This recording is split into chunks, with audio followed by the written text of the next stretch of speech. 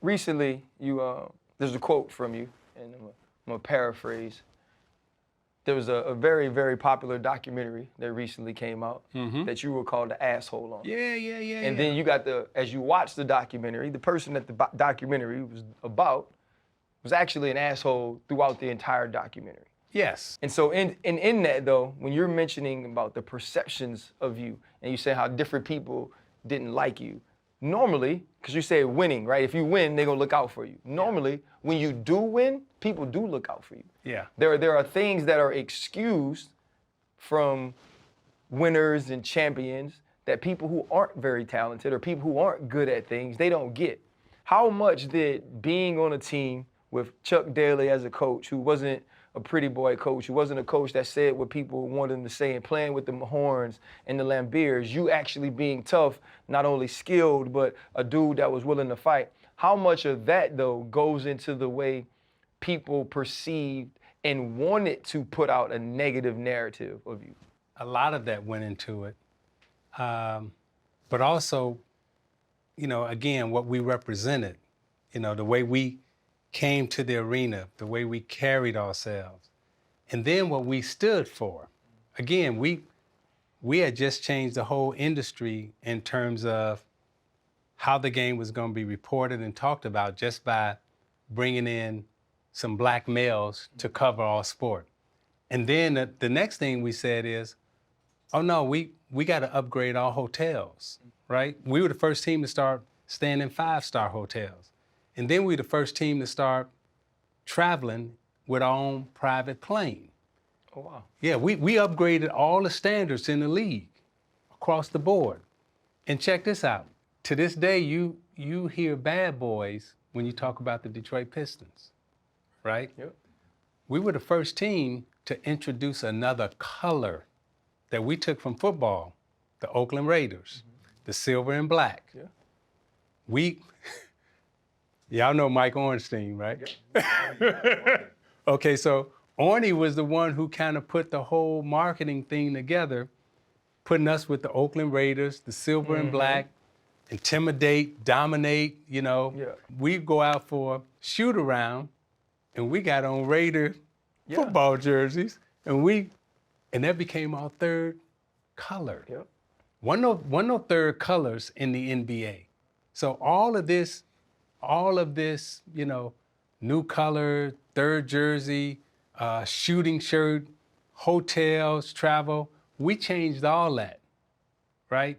That was controversial. We weren't supposed to be doing that. Now they give others credit.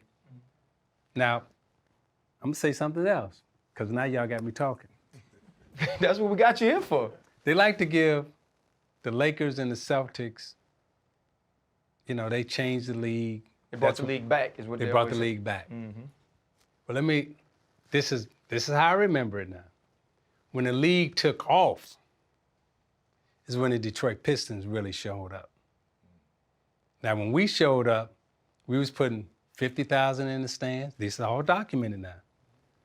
50,000 in the stands, 60,000 in the stands, 40,000, 30,000. Then they say, well, y'all was playing in the Silverdome. Yeah, but shit, there was still 50,000 people there watching us play basketball, right?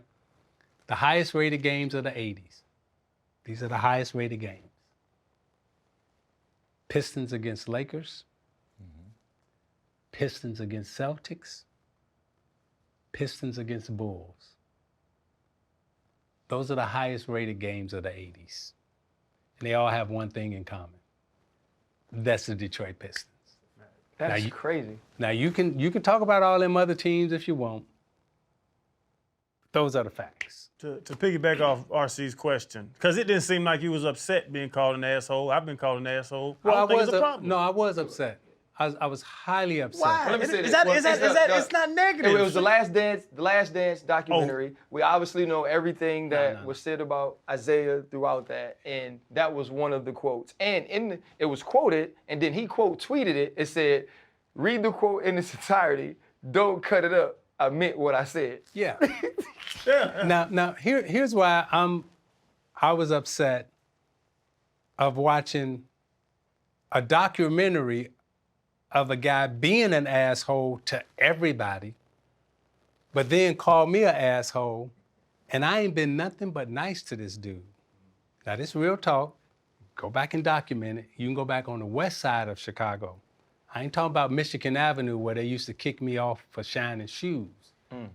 I couldn't shine shoes on Michigan Avenue. I couldn't shine shoes on Rush Street. They kicked me out of there. On the west side of Chicago, that's where I'm from, okay?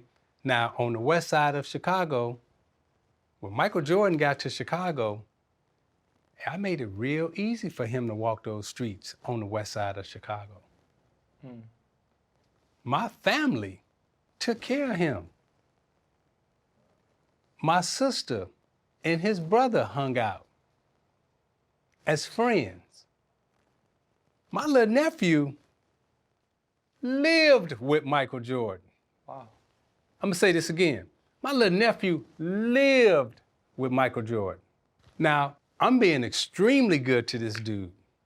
I'm calling his house during this period of time. So all this, you know, Isiah was an asshole. No, dude, I was looking out for you. Now, when we played, right, you ain't seen me hit Michael Jordan. As a matter of fact, you ain't seen me hit nobody. Lambeer and Mahorn would hit somebody, and what they would do? They would come hit me or say Isiah hit. I said, no, fight. That's the dude who hit you. Fight him. Right. Oh, well, you told him to hit me. Yeah. So then they want to fight me. Okay, well, I know how to fight. So I ain't backing down. We can do that, right?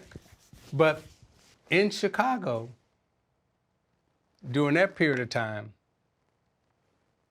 watching that doc, here's the thing that I was most disappointed at. I talked to you about Chuck Noll and how Chuck Noll had like great respect, you know, as coach, right? During that period of time in the 80s, these were the 5 GMs. Red Auerbach, Jerry West, Jack McCloskey, Wayne Embry, and Jerry Krause. Those were the guys, right? The way I seen them treat Jerry Krause. Now imagine you get on your bus, on y'all team bus, and the president of the team is sitting there, and you walk by the president of the team and you making jokes, and you treating him bad, and that's accepted? Now we are athletes. Nowhere in the history of the game have I ever seen such disrespect for a president or a general manager, even if you don't like them. That ain't never happened on your watch. They ain't never happened on your watch. They ain't never. And as a matter of fact, any team you played on, if a player would have walked on and been that disrespectful to the president of the team, You know, the team number. That's real talk. that's real talk. Oh, somebody gonna check it. Somebody gonna check that. Hey, man, you can't act like that. Now, here's the other thing that was disappointing. The man is dead. His kids, his family, people are watching that. You ain't gotta do that. I can't respect that. I can't respect that. Now the fans and everybody else, oh yeah, Jerry was this, Jerry was that. Well, in the basketball world, Jerry Krause won 6 championships, put together, you know, nice squad. So the bad boys, we were so bad, right? I want you to look at the Chicago Bulls championship teams that had Dennis Rodman, Yep. John Sally, James Edwards, Robert Parrish. They took half our team and then took some of the Celtics team. Now, they was bad for us, but all of a sudden they good for y'all? As the girls say, come on, make it make sense. So the other day we were talking about Patrick Mahomes on air on Get Up, and one, I just think it's amazing that Isiah Thomas texts me. First off, I'm just gonna be honest. I say that in the commercial. I'm like, oh yeah, Zeke just texted me. He said this. But anyway, I'm just saying. So I was talking about that Tony Romo called Patrick Mahomes Michael Jordan, and I was saying, well, Michael Jordan never had a Joe Burrow, a guy that beat him 3 times like that. And then I get the text message. He was like, nah, Michael Jordan had me. And I was like, damn right he did. When you are going through that and you guys are the champion, you are the premier point guard in the league along with Magic Johnson. And the people and the public, the league, they are rooting against you. Yeah. They want that dude to win. What is that like, feeling like, man, I've done all this work. I've been this not only for my team, for my community, for the league as the president, and this how you treat me for him? What was dealing with that like in the locker room for the bad boys? I was great. It was great. Y'all want him to win? Y'all changed all the rules so he can win. Wait a minute now. These are the facts, right? I go down the lane, I get my ass beat. You see pictures of Michael Cooper scratching Larry Bird's jersey off, right? You see Kevin McHale slamming Kurt Rambis to the floor. You see Dr. J, fine on Bird, right? Everybody getting hit. Oh, but he can't get hit? Yeah. So we're gonna change all the rules so he can dunk. Yeah. Because they marketing the dunk.